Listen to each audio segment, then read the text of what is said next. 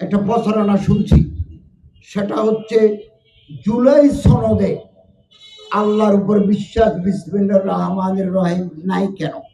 আরে বাবা, আমাদের যে সংবিধান আছে, জুলাই সনদ যদি আপনারা হ্যাঁ ভোটের মাধ্যমে পাস করে দেন, আমরা এটা সংবিধানে যুক্ত করে দেব।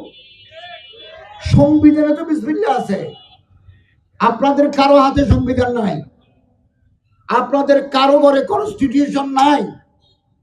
আমি বুড়ো মানুষ, আমি দায়িত্বশীল সাথে কথা বলছি।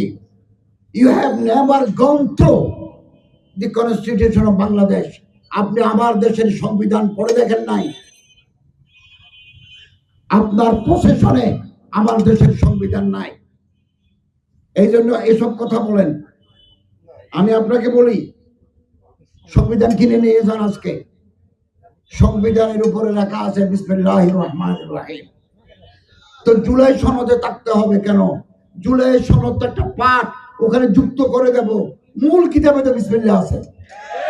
2, দি constitution of Bangladesh, Republic Bangladesh, part 1, 2A, the state religion of the republic is Islam. এই প্রজাতন্ত্রের রাষ্ট্রীয় ধর্ম ইসলাম। তো আমার জুলাই সনদে থাকতে হবে কেন?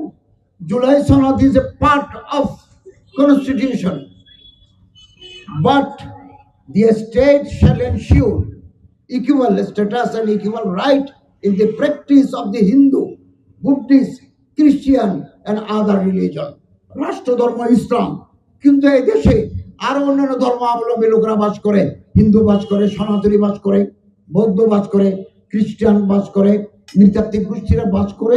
তারাও তাদের ধর্মীয় অধিকার সমানভাবে ভোগ করবে।